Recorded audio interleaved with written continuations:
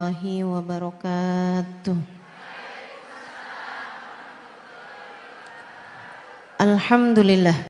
Subhanaka la ilma lana illa ma 'allamtana innaka antal alimul hakim. Rabbi shrah li sadri wa yassir li amri wahlul 'uqdatan min lisani yafqahu qawli. Amma ba'du.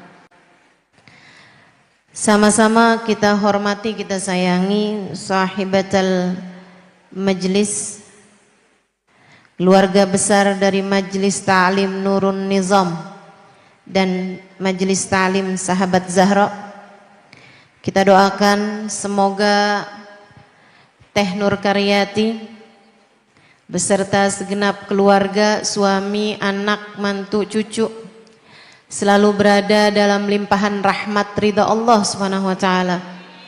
Dipanjangkan umurnya, disehatkan badannya, dimudahkan urusannya, kabulkan hajatnya, dijaga Allah Subhanahu wa taala, disayang Rasulullah sallallahu alaihi wasallam, diberkahi kehidupan dunia dan akhiratnya. Segenap hubabah, segenap syarifah, segenap pimpinan-pimpinan pondok pesantren, pimpinan-pimpinan majelis ta'lim, para ustadzah yang mudah-mudahan semuanya dirahmati, disayangi Allah Subhanahu wa taala. Mudah-mudahan semuanya selalu berada dalam jalan keberkahan. Semoga semuanya senantiasa dijaga Allah Subhanahu wa taala. Dan juga tentu saja semua yang hadir di majelis ini, baik ibu-ibu, kakak-kakak, adik-adik, anak-anak, yang semoga semuanya dirahmati Allah, disayangi Allah, didekatkan oleh Allah Subhanahu wa taala kepada Allah Subhanahu wa taala dan kepada kekasih-kekasih Allah Subhanahu wa taala, serta semoga semuanya disyafaati dan disayangi oleh baginda Nabi besar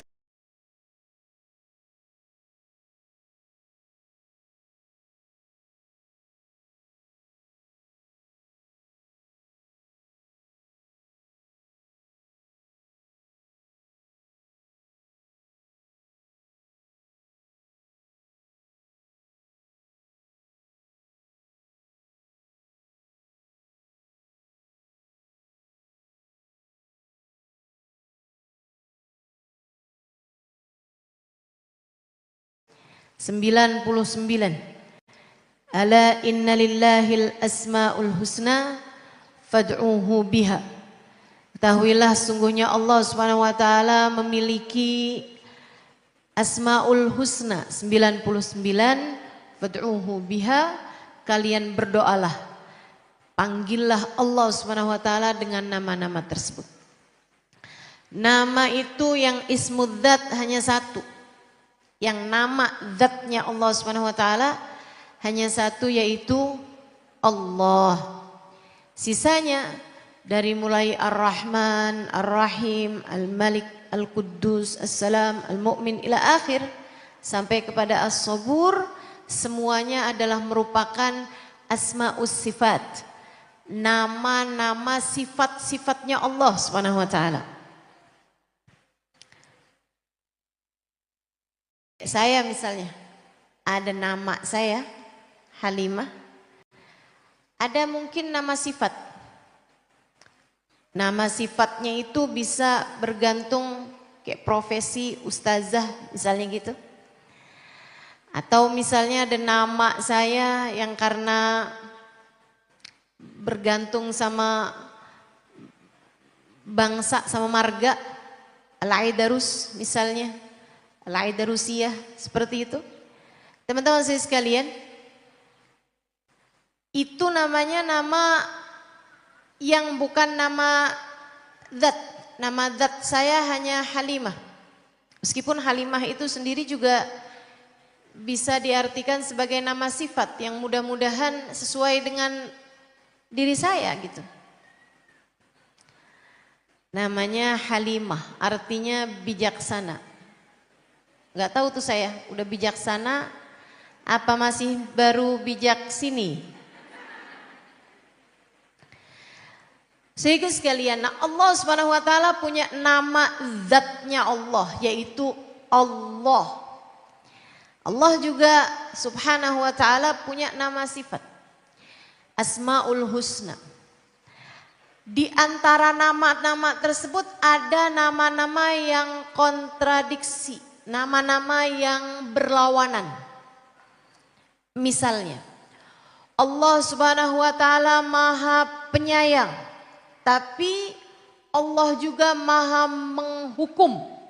Allah juga Maha keras dalam menghukum. Allah Maha Rahman, tapi juga Allah Maha Muntaqim, Maha Jabbar. Allah Maha Latif, Maha Lembut, tapi Allah juga Maha Kuat, Maha Keras. Al-Qahhar, Maha Memaksa. Allah juga Maha Ghafur, Maha mengampuni, tapi Al-Muntaqim. Allah juga Maha membalas kebaikan hambanya. Ada yang diampuni, ada yang dihukum. Itu kan berlawanan. Berlawanan tentu saja.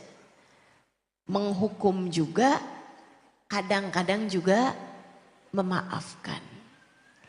Allah punya sifat-sifat yang berlawanan dalam zat Allah Subhanahu wa taala. Tapi Allah punya sifat Al-Qarib, zat yang maha dekat. Tapi Allah enggak punya sifat Al-Ba'id, zat yang maha jauh. Enggak. Artinya Allah selalu dekat. Kepada yang taat Allah dekat. Kepada yang maksiat Allah pun tetap dekat. Kepada yang sehat Allah dekat. Kepada yang sakit Allah pun dekat. Kepada yang dekat, kepada yang mendekat kepada Allah, Allah maha dekat. Kepada yang menjauh dari Allah sekalipun Allah tetap dekat.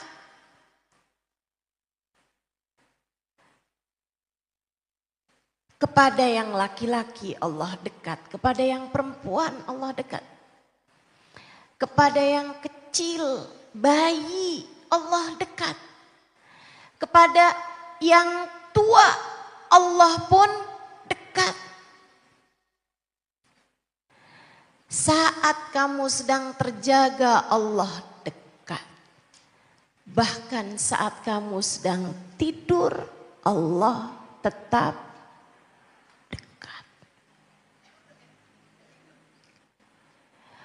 kepada yang muslim, mukmin Allah dekat. Bahkan kepada yang kafir sekalipun Allah tetap dekat. Tapi kok rasanya enggak gitu ya Ustazah? Saya kok rasanya kalau saya taat, saya dekat. Kalau saya maksiat, saya jauh. Iya betul, itu kamu. Kalau kamu taat, kamu merasa dekat dengan Allah. Kalau kamu maksiat, kamu merasa jauh dari Allah. Itu kamu, bukan Allah. Allahnya kamu taat, dia dekat. Kamu berbuat dosa, dia tetap dekat.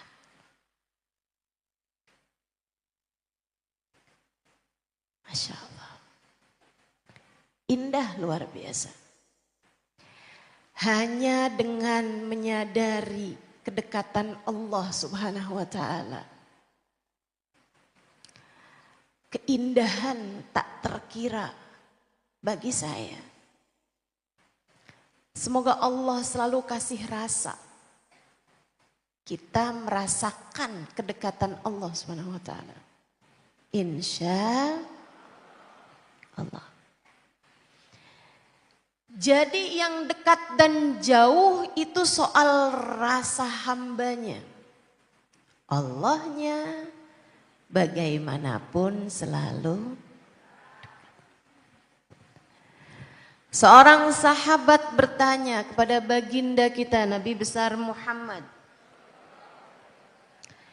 Ya Rasulullah, Allahu ba'id hatta unadi am huwa qarib hatta unaji.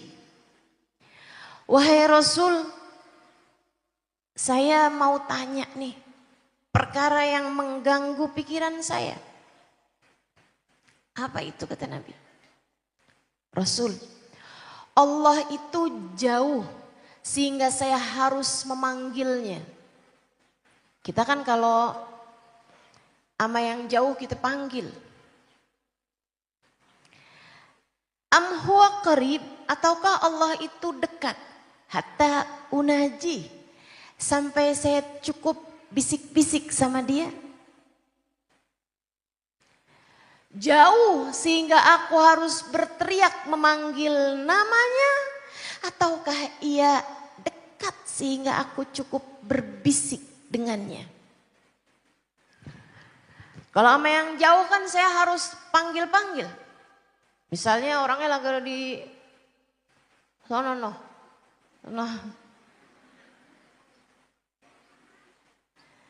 Misalnya, hei, kan begitu. Tapi kalau dia nyari di samping ngapain hei? Kita cukup dengan hei. Bisik-bisik aja. Kalau perlu hei. Karena dekat. Sebuah pertanyaan indah ditanyakan sahabat Nabi Muhammad kepada baginda Nabi Muhammad sallallahu alaihi wasallam tentang Tuhan dia, tentang Tuhannya Nabi Muhammad. Nabi diam. Bukan karena nggak tahu jawabannya. Tapi Nabi memang kalau ditanya itu sekat. Diam dulu, baru dijawab. Karena kadang-kadang Allah memilih untuk Allah langsung yang menjawabnya. Orang pinter jawab pertanyaan. Tapi orang bijaksana diam sebelum menjawab pertanyaan. Kenapa gitu? Imam Syafi'i setiap kali ditanya, diam dulu. Habis itu baru dijawab. Kadang-kadang diam aja dan enggak dijawab. Ketika ditanya sama seorang, wahai imam, kenapa setiap kali ada yang nanya pakai diam dulu gitu? Apakah engkau harus berpikir dulu? Kadang-kadang pertanyaannya juga kayak gampang aja, enggak perlu mikir. Kata Imam Syafi'i, hatta a'rif akhairun fi jawabi am fi sukuti. Sampai saya bisa tahu dulu. Saya lagi mikir, bukan mikir jawabannya, tapi mikir apakah sebaiknya saya jawab ataukah sebaiknya saya tidak jawab. Karena sebagian pertanyaan itu memang bukan buat nanya gitu, tapi kadang-kadang buat nyindirlah, nyinyirlah, ngeteslah, kan begitu? Tidak semua pertanyaan perlu dijawab. Nah, Nabi juga begitu. Nabi itu kalau ditanya, diam dulu. Bukan karena Nabi nggak tahu jawabannya, Akan tetapi terkadang memang Allah Subhanahu wa taala langsung yang ingin menjawabnya. Nabi diam, gak kemudian berapa lama Allah kirimkan malaikat Jibril. Menjawab pertanyaan dari seorang hamba. Pertanyaan tulus keluar dari hati yang ingin kenal, ingin makrifat kepada Allah Subhanahu wa taala. Allah membawakan firman-Nya, A'udzubillahi minasyaitonirrajim. Dikirimkan lewat malaikat Jibril. Wa idza sa'alaka 'ibadi anni fa inni qarib. Wa idza sa'alaka ibadi anni fa inni qarib. Idza sa'alaka, apabila datang padamu bertanya, ibadi, hamba-hambaku, hamba yang baik bertanya tentang Tuhannya, hamba yang benar ingin lebih dekat dengan Tuhannya. Makanya jangan bungkam anak ketika ingin bertanya tentang Tuhannya. Tapi juga hati-hati, jangan jawab sembarangan. Kalau kamu gak tahu jawabannya, tanyakan kepada ahlinya. Tanyakan pada ustadz, ustazah, tanyakan kepada orang-orang alim yang mengetahui jawaban dari pertanyaan tersebut. Dan perhatian buat para ustazah, para orang alim, kalau memang kamu nggak tahu jawabannya, jangan asal jawab. Jeleknya Islamnya nggak pernah jelek, Islamnya tinggi, bagus. Tapi rusaknya Islam adalah disebabkan karena orang-orang tidak berilmu memberi jawaban, memberi fatwa yang tidak sesuai sama ajaran Islam. Fadallu wa adallu, kata Nabi Muhammad, mereka pun sesat kemudian menyesatkan umat. Bahaya. Jadi kalau anak tanya, kasih jawaban. Mah, Allah di mana? Tanya-tanya begituan. Jangan. Jawab. Nah, kalau kamu tanya Allah di mana, jawabannya kan selalu tempat. Allah tidak bertempat. Sebab Allah lah yang menciptakan seluruh tempat. Tapi nak, walaupun Allah tidak bertempat, kamu dapat merasakan kehadirannya di dalam hatimu. Sebab Allah selalu dekat dan membersamaimu dimanapun kamu berada. Itu kan anak dengernya enak, Bu. Betul? Mama, Allah ada di atas ya, astagfirullah.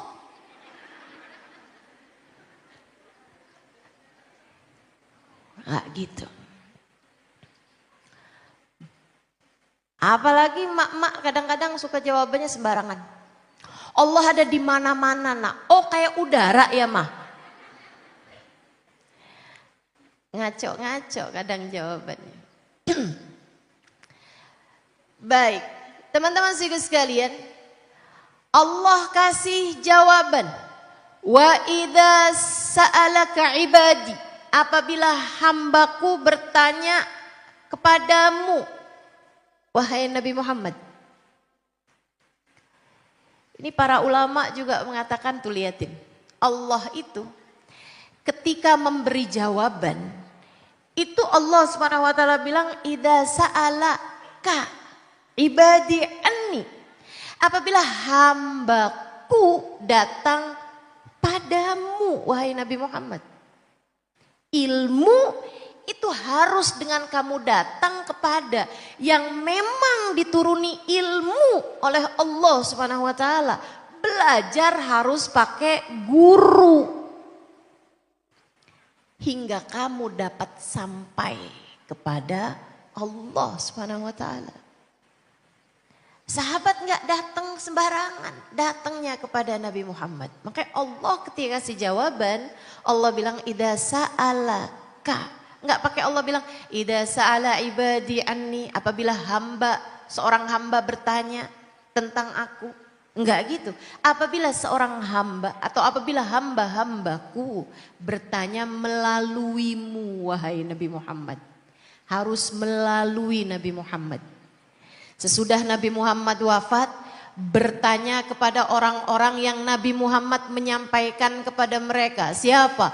Para sahabat-sahabatnya Nabi Muhammad sallallahu alaihi wasallam. Bertanyalah kalian para tabi'in kepada para sahabat. Sesudah para sahabat wafat, orang-orang yang mau menuntut ilmu bertanyalah kalian kepada tabi'in. Para generasi berikutnya kepada tabi'in, generasi berikutnya kepada para ulama-ulamanya. Terus begitu sampai di zaman sekarang ini.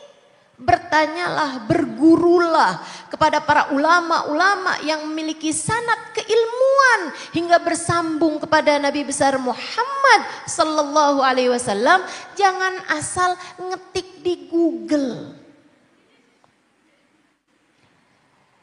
Jangan asal nanya kepada AI. Pada Meta. Enggak gitu ceritanya. Mbak Meta, hukum ziarah kubur apa Anda?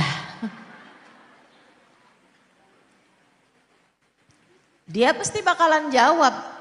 Emang semuanya juga dia jawab. Tapi kalau kamu tanya, Mbak Meta, kamu agamanya apa? Tanyain. Masya Allah. Saudaraku sekalian yang saya muliakan, harus berguru kepada orang-orang yang memiliki sambungan biar ngasih jawaban sesuai dengan fakta. Sama kayak sahabat ini, nanya tentang Allah sesuai dengan fakta. Karena langsung dijawab oleh yang dia bertanya tentangnya. Allah langsung. Kamu tanya nih tentang saya, saya kasih jawabannya. Enak bener? Ini yang ditangisi oleh Sayyidah Ummu Salamah. Ketika Nabi Muhammad wafat. Ini saya kasih tahu hal-hal semacam ini teman-teman saudariku sekalian. Biar kamu ngerti cara mikirnya orang-orang besar. Salah satunya Sayyidah Salamah. Salah satu dari istri Nabi Muhammad sallallahu alaihi wasallam. Saat Nabi Muhammad wafat, beberapa waktu kemudian, Sayyidah Salamah salah satu dari perempuan yang sering menangis. Terutama saat beliau sedang berziarah ke makam Nabi Muhammad, nangisnya kencang. Ketika ditanya, wahai Sayyidah Salamah, apa yang kau tangisi? Kita semua nangis. Tapi apa yang sebenarnya kau tangisi? Ini istri ditinggal suami nih ya. Kira-kira nangisnya kenapa nih? Sayyidah Salamah nggak bilang, saya menangisi diri saya yang sekarang menjanda. Nggak gitu. Nggak gitu. Mana lagi istri Nabi itu kan abisnya wafat Nabi Muhammad nggak boleh nikah. Nggak boleh nikah lagi. Udah tahu belum itu? Kenapa gitu? Karena semua istri Nabi adalah ummahatul mu'minin. Ibu bagi orang yang beriman. Dan orang yang beriman tidak boleh menikahi ibunya. Luar biasa. An-nabiyyu aula bil mu'minin kata Allah dalam Al-Quran. An-nabiyyu aula bil mu'minin min anfusihim wa azwajuhu ummahatuhum. Sungguhnya Nabi adalah manusia yang paling prioritas bagi setiap orang yang beriman. Kamu sebagai orang yang beriman, yang paling prioritas bagi dirimu adalah Nabi Muhammad. Saya nggak ngerti itu. Orang yang melarang kita untuk banyak bersolawat ke Nabi. Orang yang melarang kita untuk ucap salam sama Nabi. Kumpul-kumpul merayakan maulid Nabi. Kangen-kangenan dalam rangka mengucapkan salam kepada Nabi. Saya nggak ngerti bagaimana cara berpikirnya terhadap ayat yang berkata an-nabiyyu aula bil mu'minina min anfusihim. Nabi Muhammad lebih prioritas bagi orang yang beriman mengalahkan diri mereka sendiri. Wa azwajuhu ummahatuhum. Dan istri-istri Nabi adalah ibu bagi orang yang beriman. Anak nggak boleh mengawini ibunya. Maka nggak ada ceritanya Sayyidah Aisyah menikah sesudah Nabi Muhammad. Nggak ada ceritanya Sayyidah Salamah, para istri-istri Nabi Muhammad sallallahu alaihi wasallam yang lainnya menikah sesudah Nabi Muhammad sallallahu alaihi wasallam.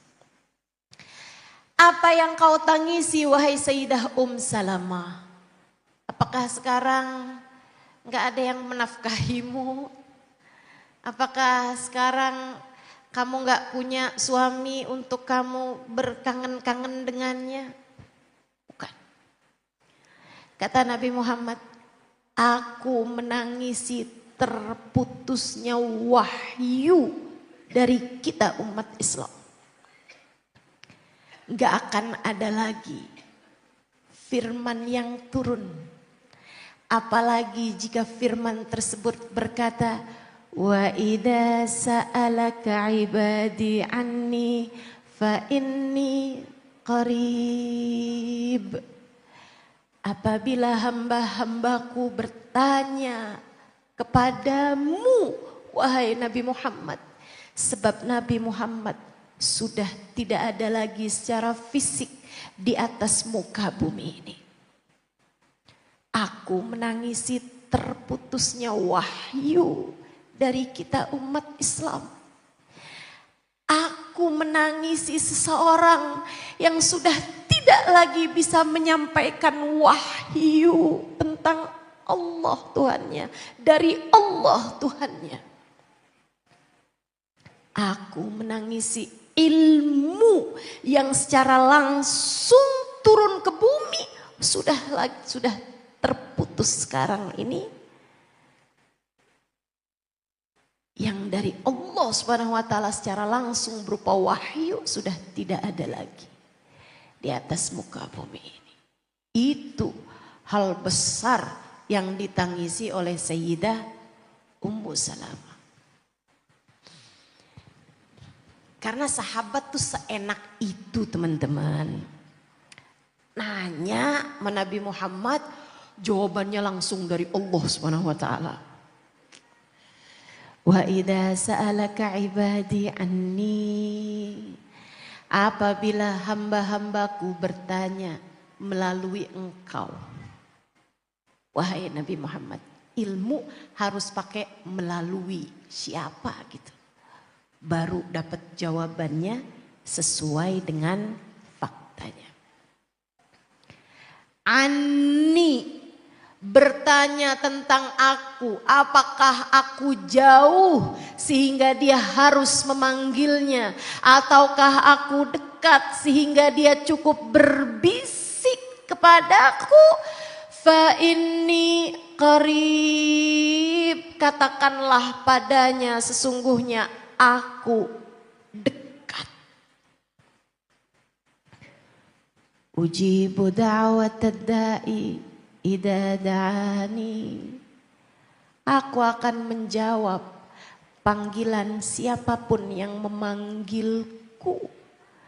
Aku akan mengijabah doa siapapun yang berdoa padaku.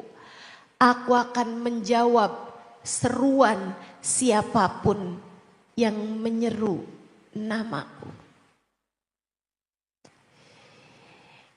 Itu indah banget sih itu.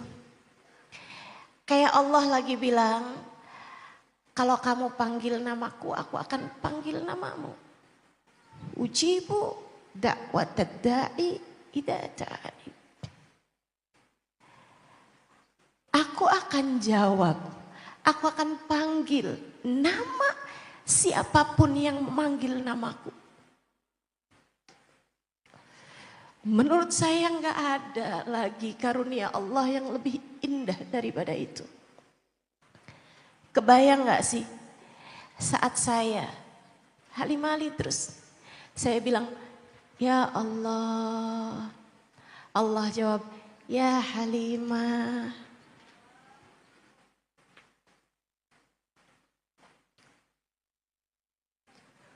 Ujibu da'watad da'i idza da'ani. Adakah menurutmu karunia lebih indah daripada itu? Adakah menurutmu hadiah Allah berikan lebih indah daripada itu?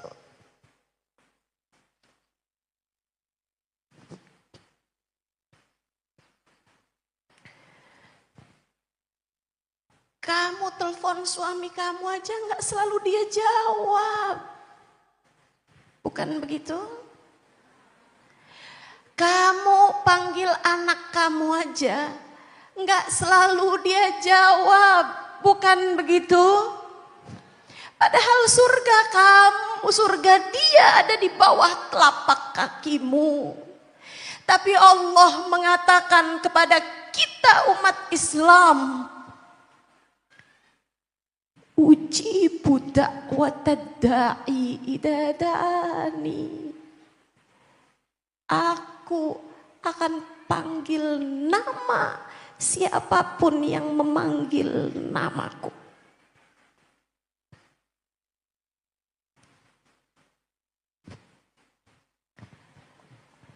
Maka tak ada karunia lebih indah daripada saat kita memanggil namanya. Enggak ada keakraban, kedekatan lebih mempesona dibandingkan dengan saat seseorang memanggil nama Allah. Ujibu da'watad da'i idza da'ani. Ustazah, mungkin itu yang baik-baik aja kali Ustazah. Yang kayak saya, masa digituin juga sama Allah? Saya punya banyak dosa. Mata saya pakai buat lihat macam-macam. Telinga saya pakai buat dengerin macam-macam. Lisan saya juga nggak tahu berapa banyak hati orang saya sakiti. Adakah ketika saya panggil nama Allah, Allah juga memanggil namaku? Kabar gembiranya adalah iya. Sebab jika Allah tidak berkenan memanggil namamu, Allah tak akan izinkan kamu menyebut namanya. Sebab jika Allah tak berkenan menyebut namamu, Allah tak akan perkenankan kamu menyebut namanya.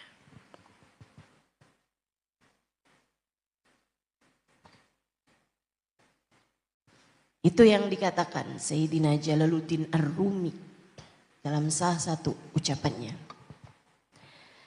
Seruanmu memanggil namanya adalah jawabannya untukmu.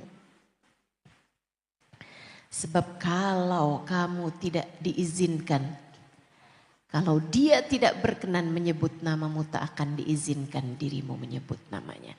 Dan ini sering saya sampaikan sama kamu, sering saya sampaikan sama kamu.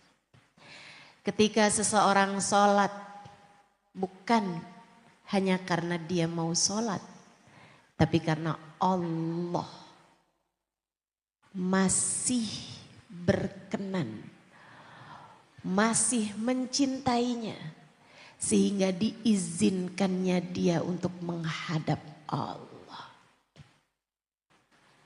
Saat seseorang tidak sholat, bukan hanya karena dia tidak mau sholat, tapi karena dia tak lagi berarti di hadapan Allah, sehingga Allah tak lagi izinkan dia untuk menghadap padanya. Maka itu yang ditangisi para hamba-hamba Allah ketika mereka tertinggal dari tahajudnya. Itu yang ditangisi Hubabah Zahra ketika satu malam terlewat dari tahajudnya, menggigil badan beliau. Linangan air mata tak henti sepanjang hari. Dia bilang, adzan al-fajr ma qumtul lailah. Adzan subuh nih, saya malam ini enggak bangun tahajud. Zahra ma qamat lailataha. Zahra ini enggak bangun malamnya, Zahra enggak bangun. Zahra enggak tahajud malam ini. Samihni ya Rab, samihni ya Rab. Ampunin saya ya Allah, samih Zahra ya Allah, ampunin Zahra ya Allah, ampunin Zahra ya Allah. Sepanjang hari. Bukan, beliau tidak menangisi kekurangan pahala, bukan. Yang beliau tangisi adalah, adakah Zahra tak lagi berharga di hadapanmu ya Allah, sehingga engkau tak lagi izinkan dia untuk menghadapmu di sepanjang malamnya.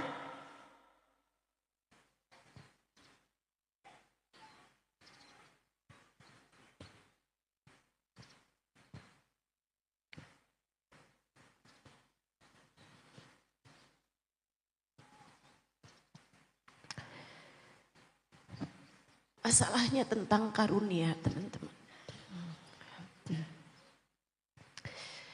Biar kita tambah ngerti tentang Allah.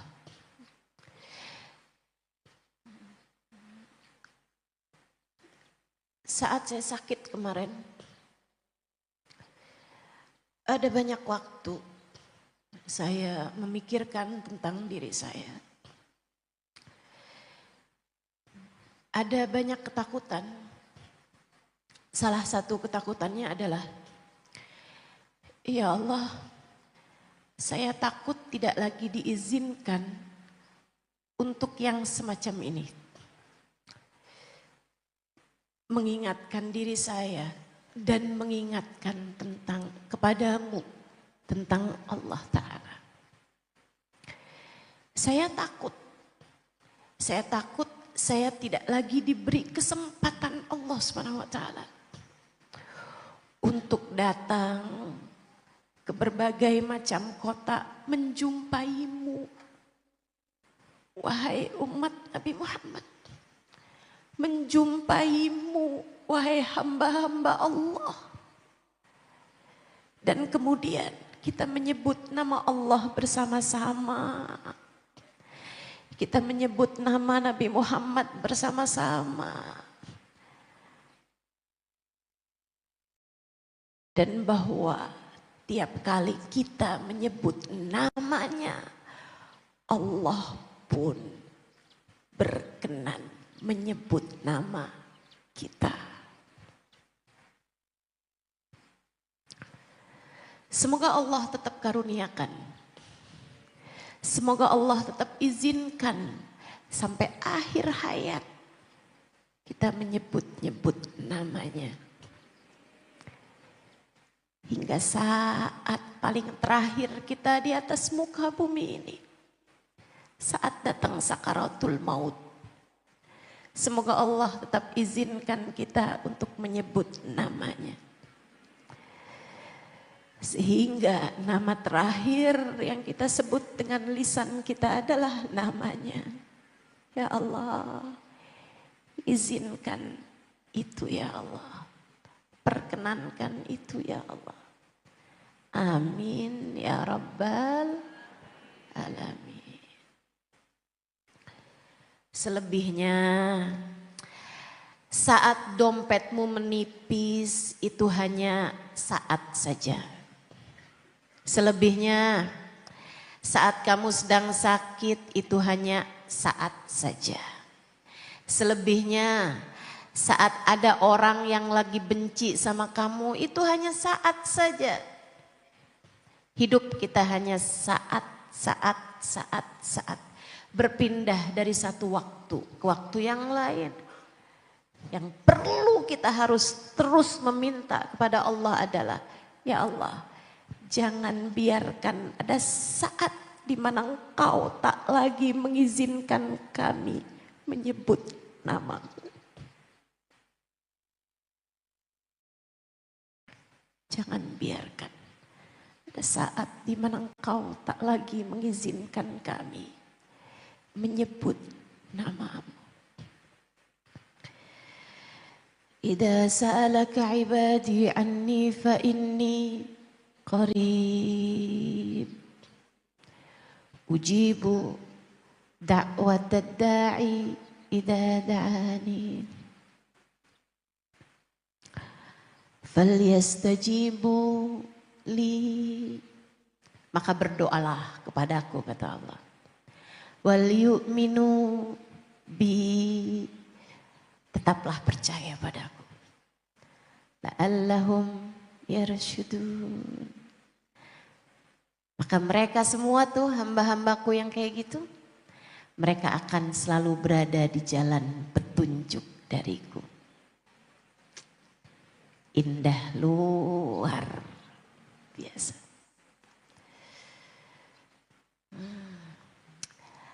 Kayaknya andai Al-Quran itu nggak ada ayat lain selain ayat ini cukup kayaknya. Betul nggak? Tapi nyatanya ayat Al-Quran memang luar biasa. Semua ayatnya berisi cahaya. Semua ayatnya adalah petunjuk demi petunjuk kita. Alhamdulillah, alhamdulillah. Alhamdulillah. Andai kita sujud di atas batu bara sekalipun, andai kita sujud di atas bara yang sedang menyala sekalipun, untuk mensyukuri nikmatnya Allah karuniakan kepada kita iman Islam, niscaya tak akan pernah cukup untuk kita mensyukurinya. Alhamdulillah. Ala ni'matil Qur'an. Alhamdulillah ala ni'mati Sayyidina Muhammad. Alhamdulillah ala ni'matil Islam wal iman. Wa kafa biha min ni'mah. Alhamdulillah. Makasih ya Allah, Engkau telah menurunkan untuk kami Al-Quran. Makasih ya Allah, Engkau telah utuskan baginda Nabi besar Muhammad. Makasih ya Allah, Engkau telah memilih kami untuk menjadi orang Islam. Makasih ya Allah, Engkau telah pilih kami untuk menjadi hamba-Mu yang beriman. Dan itu cukup bagi kami sebagai seindah-indah kenikmatan. Maafkan kami, tak akan pernah mampu untuk kami mensyukurinya ya Allah. Maafkan kami yang sampai sekarang belum juga mengerti tentang nikmat mana yang seharusnya kami syukuri.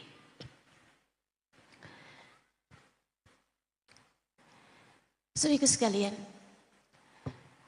ada banyak ayat menceritakan tentang bagaimana kedekatan kita dengan Allah SWT. Saya bacakan ayat lain biar kita tambah ngerti insyaallah. A'udzu billahi minasyaitonir rajim. Bismillahirrahmanirrahim. Walaqad khalaqnal insana wa na'lamu ma tuwaswisu bihi nafsuh. Wa nahnu aqrabu ilaihi min hablil warid.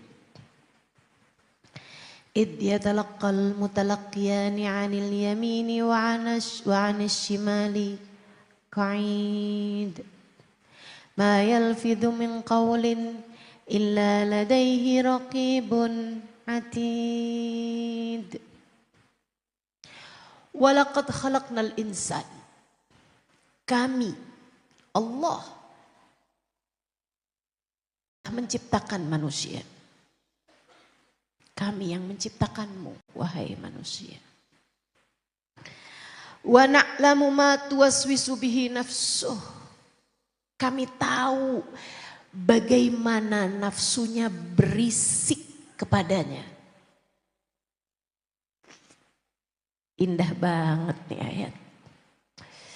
Ya Allah, berisik banget sih kepala saya. Ya Allah, berisik banget hati saya. Ya Allah, kepengen biar tenang gitu ya Allah. Kepengen biar hati saya tuh ngelihat orang gak berisik begini, gak berisik begitu. Betul gak Bu? Suka keberisikan gak sama hati sendiri? Saya iya. Susah banget mau khusyuk saat sholat. Susah banget mau gak overthinking saat malam. Betul, Gen Z. Ya Allah, ini pikiran ampun-ampunan. Pengen nyari dong Ustazah nih, keberisikan kepala saya nih Ustazah. Biar gak overthinking Ustazah. Ada gak sih ayatnya? Nih saya kasih tahu. Surat Qaf. Ayat 19 bacalah itu dek. Betapa Allah tahu overthinkingmu. Betapa Allah tahu was-wasmu. Betapa Allah tahu bisikan-bisikan hawa nafsumu. Betapa Allah tahu suudzonmu. Betapa Allah tahu apa yang bergejolak dalam dirimu itu. Dan bagi saya, ketika Allah mengatakan, aku tahu Halimah, aku tahu keberisikan kepalamu, aku tahu. Ketika Allah mengatakannya, betapa itu sangat melegakan. Aku tahu dan aku paham. Enak banget kan? Kayak anak kecil ketika berisik-berisik dia datang kepada mamahnya, kemudian mama bilang, ibunya bilang, mama mengerti nak, mama mengerti. Sini, sini, tetaplah di sini bersama mama, mama tahu. Lega rasanya. Ayo para overthinkingers, apa ya? Bahasanya apa ini? Sebutannya apa sih yang suka overthinking? Sebutannya apa yang suka was-was? Ustazah, was-was itu apa Ustazah? Ya ini was-was nih. Bisikan-bisikan hati. Jangan diikuti. Allah menyebutnya sebagai yang bukan dirimu. Nafsuk kata Allah. Itu nafsumu, itu hawa nafsumu. Wa na'lamu ma tuwaswisu bihi nafsuh. Walaqad khalaqnal insan. Aku Allah yang telah menciptakan kamu wahai manusia. Aku tahu apa yang bergejolak di dalam dirimu. Aku tahu keberisikan kepalamu. Aku tahu. tak henti-hentinya hatimu terus memikirkan urusan-urusan, ketakutan-ketakutanmu, kekhawatiran-kekhawatiranmu, keinginan-keinginanmu, emosi-emosimu. Aku tahu semuanya. Sebab bukankah tak ada yang lebih mengetahuinya daripada aku, kata Allah. Makanya teman-teman, orang tuh kalau ngerti Al-Quran, orang kalau ngerti tentang Allah, nggak perlu, mohon maaf, nggak perlu psikiater, nggak perlu psikolog. Malah psikolog, psikiater perlu sama orang yang ngerti Al-Quran. Betul? Ada psikolog di sini? Ada. Ada psikiater di sini? Nggak ada kayaknya ya. Tapi kenapa kamu hadir di sini? Kalau bukan karena kamu tahu apa yang kamu punya tidak mencukupimu. Kamu harus dengar dari orang yang mengerti sedikit mengenai Al-Quran di hadapanmu ini. Bukan begitu? Nahnu khalaqnal insan. Kata Allah, kami yang menciptakan manusia. Wa na'lamu ma tuwaswisu bihi nafsu. Kami tahu apa yang berisik di hatimu itu. Wa nahnu aqrabu ilaihi min hablil warid. Dan aku Allah lebih dekat dari seorang manusia. Daripada apa ya Allah? Daripada apa ya Allah? Teman-teman sekalian, saya dulu menganggap kedekatan paling dekat adalah seseorang dengan bayangannya. Gak ada yang lebih dekat dengan kita daripada bayangan kita sendiri. Tapi kita pun tahu bahwa bayangan bahkan meninggalkan kita saat kegelapan. Kamu gak punya bayangan di saat gelap. Kamu hanya punya bayangan di saat kamu dalam cahaya. Bukan begitu? Saudaraku sekalian yang saya muliakan, Allah ketika mengibaratkan kedekatannya dengan kita, seorang manusia, lihatin bahasa Allah SWT. Wa nahnu aqrabu ilaihi min hablil warid. Dan aku lebih dekat dengan hambaku, dengan seorang manusia, daripada dia dengan detak nadinya sendiri. Daripada dia dengan urat nadinya sendiri. Selama kamu hidup, detak nadi tersebut terus-terusan berdetak di dalam dirimu. Pernah meninggalkanmu. Bahkan saat kamu tidur ia terus berdetak. Bahkan saat kamu sakit ia terus berdetak. Saat kamu taat, saat kamu maksiat ia terus berdetak. Tak ada yang lebih dekat denganmu dibandingkan kamu.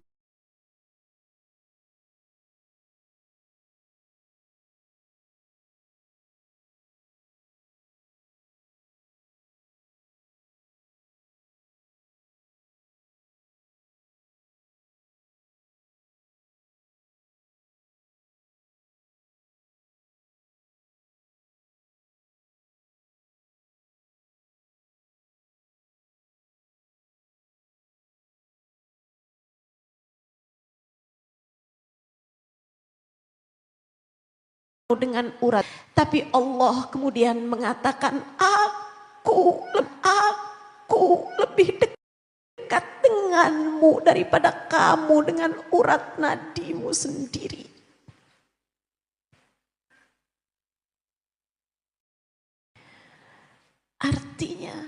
dekat denganmu daripada kamu dengan uang di dompetmu, di kartumu. Allah lebih dekat denganmu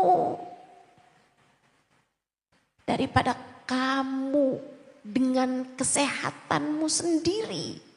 Allah lebih dekat denganmu daripada urat nadimu sendiri. Maka jangan pernah biarkan ada yang lebih dekat denganmu daripada Allah. Jangan biarkan dirimu bergantung dengan apapun. Jangan biarkan dirimu bergantung dengan siapapun. Kamu tak mengapa saat kehilangan seseorang. Kamu tak mengapa saat kehilangan seseorang. Saat ibumu meninggal, kamu sedih, tapi tak mengapa. Kamu bakal kuat. Saat anak yang paling kamu sayangi meninggal dunia, saya tahu kamu sedih, tapi tak mengapa. Tapi tak mengapa. Nggak akan kenapa-napa. Nggak akan kenapa-napa. Saat kamu kehilangan hartamu, kamu sedih, tapi nggak kenapa-napa. Saat kamu kehilangan suamimu, kamu sedih, tapi kamu nggak kenapa-napa. Saat kamu kehilangan HP-mu, kamu sedih, tapi nggak kenapa-napa. Saat kamu kehilangan kesehatanmu bahkan, kamu sedih, tapi nggak kenapa-napa. Saat seorang kehilangan matanya, sedih, susah, saya tahu, tapi nggak kenapa-napa. Dia akan kuat. Dia akan kuat. Sebab yang sebenarnya paling dekat dengan dia bukanlah itu semua, melainkan Allah. Saat kamu kehilangan Allah, itulah saat kamu menjadi rapuh. Itulah saat kamu menjadi tak berdaya. Itulah saat kamu menjadi paling menderita. Maka jangan pernah kehilangan dia. Nahnu aqrabu ilaihi min hablil warid.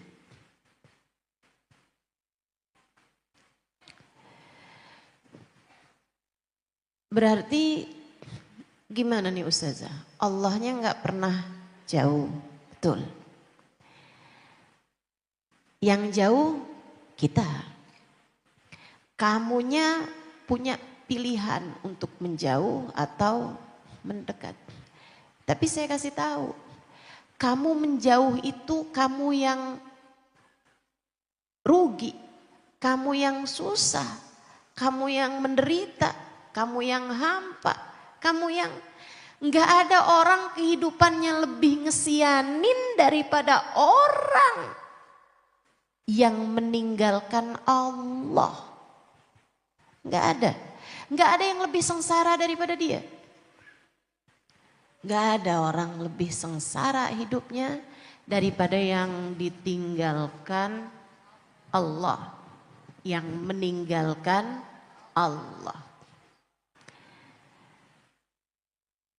Gak bakalan kuat teman-teman. Makanya kenapa orang semakin maksiat semakin menderita hidupnya.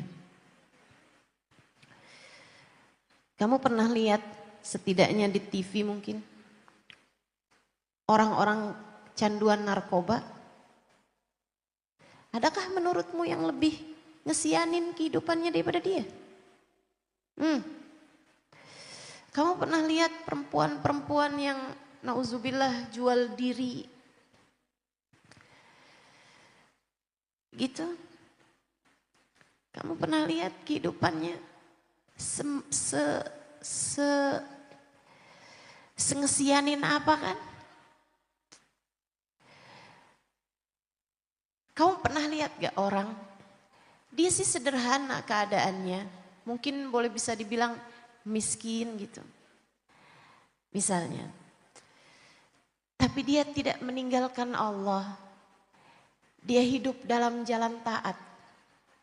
Kamu lihat hidupnya. Seneng apa gak seneng? Bahagia apa gak bahagia? Ratusan orang saya menjumpainya. Hamba-hamba Allah, kehidupannya miskin. Akan tetapi bahagianya luar biasa. Saya bahkan menceritakannya. Sebagian di buku Bidadari Bumi 1, Bidadari Bumi 2. Hubabah Tiflah, gak punya apa-apa teman-teman. Bersama dengan itu gak punya pandangan mata pula, buta. Tapi bahagianya luar biasa. Masya Allah. Sampai bahkan kepada seorang perempuan yang baru dia kenal, saya hari itu. Datang di hari lebaran menjumpainya. Saya kenalkan kepadanya, saya Halimah Al-Aidarus dari Jakarta, dari Indonesia, datang ke sini buat belajar, buat menuntut ilmu pada Habib Umar dan Hubabah Nur. Dia kemudian tangannya mulai pegang-pegang muka saya. Dia mungkin mau membayangkan nih anak rupanya kayak gimana, hidungnya mancung enggak gitu. Matanya seberapa lebar, pipinya kayak gimana, bibirnya kayak gimana, dipegang-pegang badan saya. Terus gitu, tangan sebelah kiri, tangan sebelah kanannya dipakai, ditaruhnya di dada saya. Kemudian dia mulai berdoa, Allahumma yu'adzibu Syia binti, Allahumma yu'adzibu Syia binti. Semoga Allah tidak pernah menyengsarakan hidupmu nak, semoga Allah senantiasa. Semoga Allah tak pernah tega menyengsarakan hidupmu nak, semoga Allah tidak menyengsarakan hidupmu nak. Dia terus berdoa dengan doa yang seperti itu. Allahumma ya'adzib ya Rabb la tu'adzibha ya Rabb la tu'adzibha ya Allah. Jangan pernah susahkan hidupnya ya Allah. Jangan pernah sengsarakan hidupnya ya Allah. Jangan pernah buat dia menderita ya Allah, ya Allah. Jangan pernah susahkan dia ya Allah. Terus dia doa. Dia doa dengan penuh haru, menangis terus. Dia menangis mendoakan saya. Orang tuh kalau bisa ngasih kepada orang lain, itu karena dia sudah full teman-teman. Sampai bahkan kepada orang lain yang gak dia kenal dia bisa doain gitu. Apalagi dengan penuh kesungguhan, dengan tangisan semacam itu. Adalah karena tangki, hatinya sudah penuh. Rahmat Allah yang turun padanya sudah penuh sampai luber kepada orang-orang di sekelilingnya. Orang-orang paling bahagia di atas muka bumi ini, hamba-hamba yang dekat dengan Allah Subhanahu wa taala. Hamba-hamba yang merasakan kedekatan dengan Allah Subhanahu wa taala, hamba-hamba yang terus mendekat, terus mendekat, terus mendekat hingga menjadi tak lagi berjarak. Ada seorang perempuan, diceritakan oleh seorang ulama, dia bilang saya lagi lewat di jalanan, mendapati seorang perempuan mulqah alal ard, tergeletak di jalan. Dia sakit, tapi rupa-rupanya rumah sakit sudah tak lagi merasa bisa melakukan sesuatu, sementara tempatnya di rumah sakit masih bisa diisi dengan yang lain sampai dikeluarkan dari rumah sakit. Enggak punya saudara, enggak punya kerabat, enggak punya siapa-siapa, dia tergeletak aja di bawah sebuah pohon di dekat rumah sakit. Dia bilang saya melewati perempuan tersebut dan saya terkejut sama apa yang saya dengar dengan telinga saya. Dia nggak punya kerabat yang menyayangi dia. Dia nggak punya sesiapa yang merawat dia. Dia bahkan kehilangan kesehatan. Dia bahkan kehilangan kesehatannya. Sampai tergeletak begitu aja. Dia mungkin lapar, dia mungkin haus.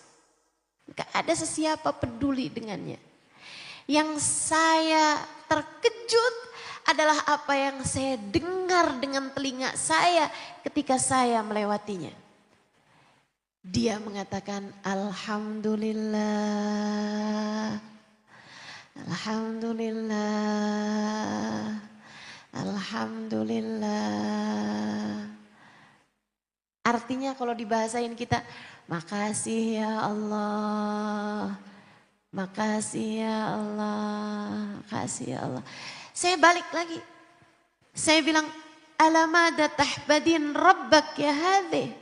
Bu, ibu berterima kasih dari Allah atas apa bu? Udah gak punya siapa-siapa, gak punya apa-apa. Ibu kok bilangnya Alhamdulillah. Dan perempuan tersebut menjawab, Uffin min galbin ghafilin lahin. Nah, hati kamu begitu lalai. Inni Ahmad Rabbi anja'ala li lisanan dzakira wa qalban syakira. Aku akan terus berterima kasih kepada Allah sebab Allah telah menjadikan hatiku selalu mengingat Dia dan lisanku tak henti-henti menyebut namanya. Aku bahagia sebab Dia telah menjadikan hatiku selalu ingat padanya. Dan lisanku selalu menyebut namanya.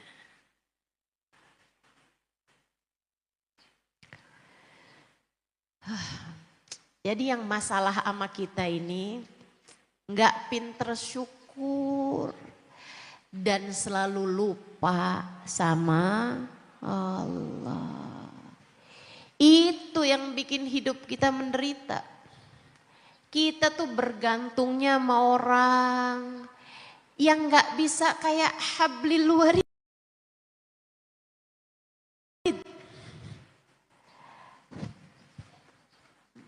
Kita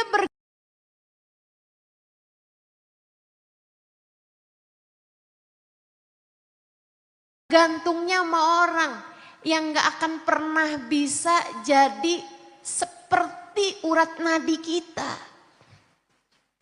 Kita bergantungnya sama uang. Gimana ceritanya uang bisa jadi hablul warid? Bisa jadi detak nadi kita. Kita bergantungnya sama barang, sama orang. Itu yang bikin hidup kita menderita. Kita lupa bahwa Allah lebih dekat sama kita. Bahkan dibandingkan kita dengan urat nadi kita sendiri. Allah bahkan gak bilang, aku sedekat kamu dengan urat nadimu. Enggak teman-teman. Allah bilang, akrab, aku lebih dekat denganmu daripada kamu dengan urat nadimu sendiri. Mengerjakan dosa, tiap satu dosa kamu lakukan, kamu sedang memutuskan tali antaramu dengan Allah Subhanahu wa Ta'ala. Tiap satu dosa kamu lakukan, kamu sedang semeter, 2 meter menjauh dari Allah Subhanahu wa Ta'ala. Tiap satu dosa kamu lakukan, itu adalah tangga yang sedang kamu turuni. Kamu turuni. Tangga mundur dari Allah Subhanahu wa Ta'ala. Jangan Jangan jadikan kebahagiaanmu kamu rusak dengan dosa-dosamu. Jangan biarkan dosa-dosa menghalangkanmu dari karunia terindah yang Allah berikan dalam kehidupanmu. Kedekatan dengan Allah Subhanahu wa ta'ala. Jangan mau kerjain dosa. Adik-adik, kamu masih pacaran juga. Tiap kali kamu inget dia, tiap kali kamu WhatsAppan sama dia, tiap kali itu adalah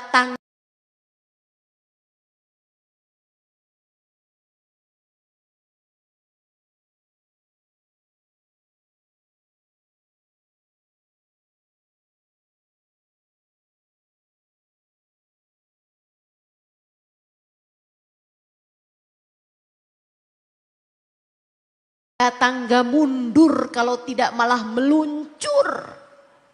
Allah Subhanahu wa ta'ala. Jangan dek, nanti kamu akan terjelembab. Nanti kamu akan dalam khawatirnya di saat tak ada lagi tali yang dapat menaikkanmu. Hidup pilihan. Saya nggak lagi bilang pacaran haram, enggak, itu iya. Tapi maksudnya saya tidak akan berkata semacam itu padamu. Kamu bisa bilang, udah deh yang haram-haram nanti saya taubatin.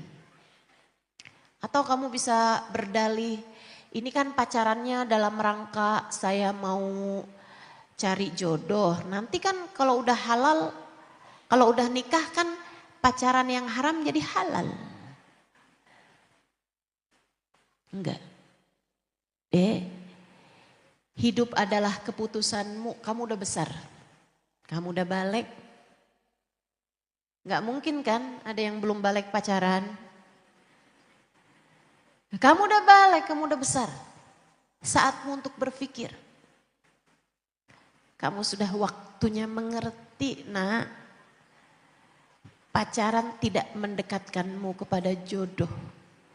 Ia hanya akan menjauhkanmu dari Allah. Ia hanya akan menjauhkanmu dari karunia-karunia indah yang Allah bisa berikan padamu. Jauh dari Allah itu sengsara, dek. Jauh dari pacarmu tidak begitu. Enggak apa-apa. Putuskan aja pacarmu. Kamu sambung hatimu dengan penciptamu. Setuju?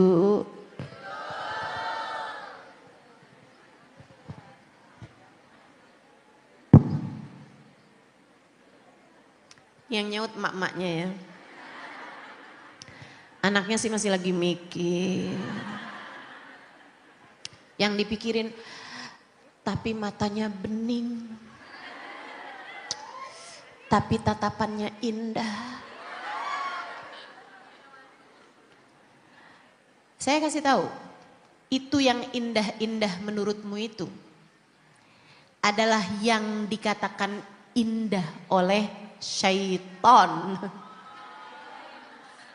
Zayyana syaitanu lahum a'malahum. Kata Allah Subhanahu wa taala dalam Al-Qur'an, setanlah yang menghias-hiasi. Segala hal-hal yang berbau dosa tuh setan bikin bagus. Setan bikin bagus. Biar kenal ustazah, jadi kalau nikah nggak kaget, mang iya. Nggak ada.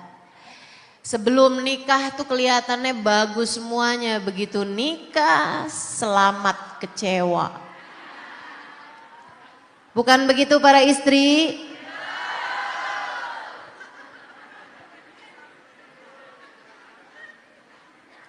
Udahlah, gak usah percaya setan, percaya saya aja.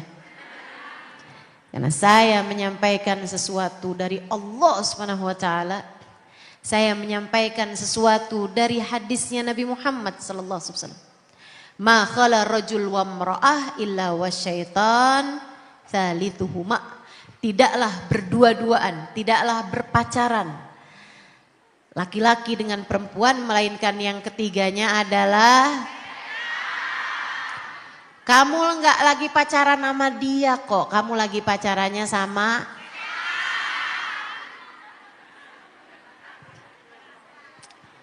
dia juga begitu. Dia juga enggak cuman lagi pacaran sama kamu, dia juga lagi pacaran sama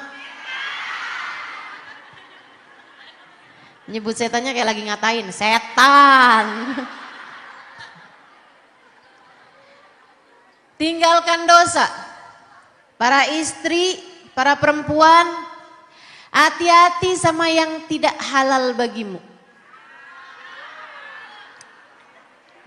Karena ini bukan cuma adik-adik jomblo yang sekarang pada pacaran. Astagfirullah. Astagfirullah. Kamu punya suami tapi tertarik sama suami orang. Astagfirullah. Saya mesti ngomong apa lagi sama kamu? Astagfirullah, astagfirullah. Tapi ustazah, jika itu adalah sesuatu yang haram, kenapa cinta itu begitu besar dalam hati saya? Astagfirullah.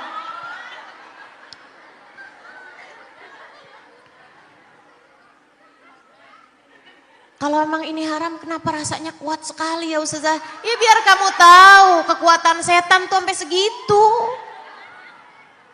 Biar kamu tahu. Saya kan jadinya nggak punya kekuatan untuk menghindarkan saya dari rasa ini ustazah. Ya karena kamu tidak mau mendekat kepada yang punya kekuatan. Saya nggak sanggup hidup tanpa dia ustazah. Sanggup, sanggup, sanggup. Tinggalin dosa, sanggup, sanggup.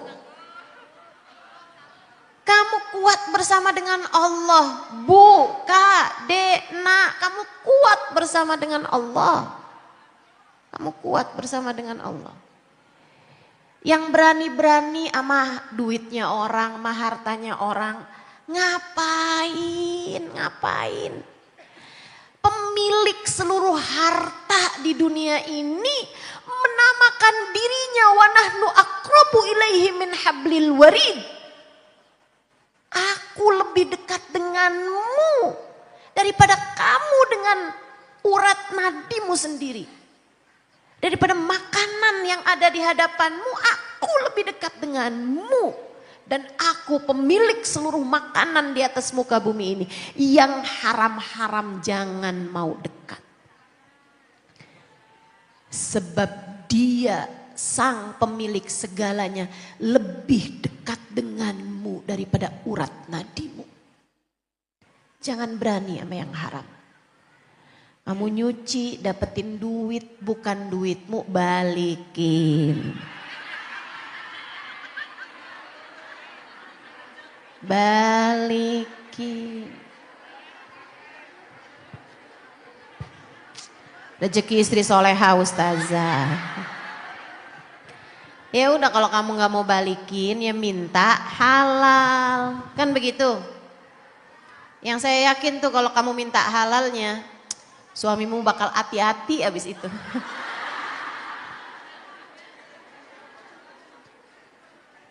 Kemarin saya nemu, buat saya aja ya, 3 lembar. Abis itu tiap dia mau taruh pakaian di cucian, bolak-balik diperiksain sakunya. Udahlah, pokoknya yang enggak halal jauhin. Itu kalau kamu pengen tidak putus dari Allah SWT. Sebab seperti yang tadi saya sampaikan, kamu putus dari apapun tuh kamu kuat. Selagi tidak putus dari tinggalin dosa. Itu satu. Yang kedua, dekati Allah SWT dengan jalan taat. Sholatnya yang benar. Ustazah saya bisa kok ingat sama Allah, nggak usah pakai sholat. cara dekat macam apa? Allah itu cuman bisa didekati dengan cara mendekatnya Nabi Muhammad. Dan Nabi Muhammad udah bilang, "Shollu kama ra'aitumuni usolli." Salatlah kamu dengan caraku mengerjakan salat. Seolah Nabi Muhammad berkata, karena aku tahu Allah hanya akan mau menerima salat jika salatmu sesuai dengan cara salatku. Makanya kenapa tuh kita dalam salat harus memperhatikan juga sunnah-sunnah selain daripada yang wajib. Karena ya itu yang paling diinginkan Allah Subhanahu wa taala. Itu yang paling diridhoi Allah Subhanahu wa taala. Sholat jangan tinggal, ibadah jangan tinggal, puasa jangan tinggal, sedekah jangan tinggal, semua ketaatan mendekatkanmu kepada Allah Subhanahu wa taala. Ma taqarraba ilayyal mutaqarribun illa bimithli ada'i maftaratu alaihim. Kata Nabi Muhammad sallallahu alaihi wasallam dalam hadis qutsinya, Allah mengatakan tidak ada cara mendekat seseorang kepadaku kecuali dengan dia melaksanakan apa yang aku perintahkan. Jalanin. Quran dibaca, zikirnya dibaca, gitu kan? Ibadah jangan mau dekat. Dan yang berikutnya, kalau kamu pengen sambung sama Allah Subhanahu Wa Taala, pengen deket, Allahnya mah deket, kamunya merasa deket, nah itu kan belum tentu. Kamu pengen terus-terusan merasa dekat dengan Allah Subhanahu Wa Taala, merasakan kedekatan Allah Subhanahu Wa Taala denganmu, caranya adalah biasakan hati ingat sama Allah. Kayak sekarang kamu ingat sama Allah dalam berapa jam terakhir kamu bersama saya, kamu ingat sama Allah Subhanahu wa taala. Nah, itu lakukan ketika kamu sedang tidak bersama dengan saya atau ketika kamu sedang nanti di rumah kamu bersama dengan suamimu, ingat Allah. Ngelihat suami, ini adalah seseorang yang kau telah menjadikan dia sebagai pembuka kunci surga bagi saya.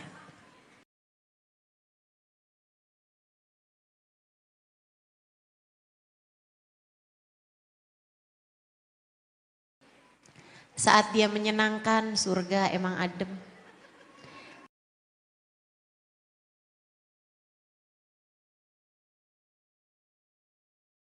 Saat dia menjengkelkan, surga emang berat. Gitu. Suamimu adalah seseorang yang dapat mendekatkanmu kepada Allah ketika kamu berbuat baik padanya. Ketika kamu menghargainya, ketika kamu memuliakan dia, kamu jadi tangga-tangga kedekatanmu dengan Allah Subhanahu wa taala. Allah, ketika kamu menghargainya, ketika kamu memuliakan dia, kamu jadi tangga-tangga kedekatanmu dengan Allah Subhanahu wa taala. Allah ridho sama para istri yang solehah. Sebaliknya, apakah menurut kamu Allah bakal seneng sama istri yang kerjaannya ngomel, kata-katanya kasar? Ya enggak lah, mau seneng dari mana? Jangankan disenengin sama Allah, disenengin sama suami juga enggak. Bukan.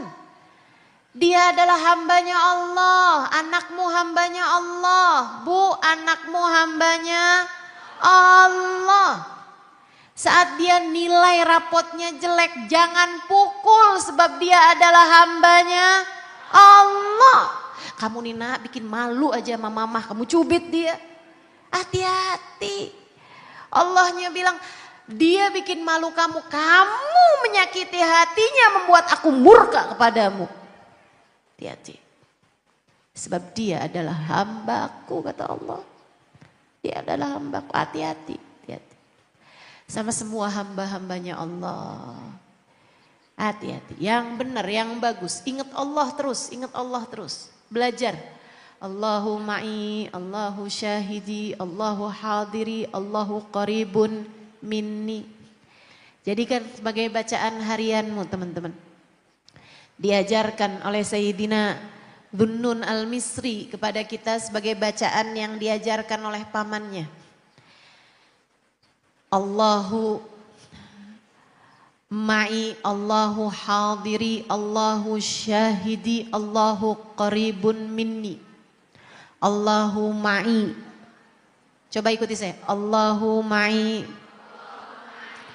Allahu hadiri, Allahu syahidi, Allahu qaribun minni, Allahu ma'i, Allahu hadiri, Allahu syahidi, Allahu qaribun minni, Allahu ma'i.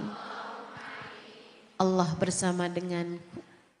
Allahu hadiri, Allah hadir saat ini denganku.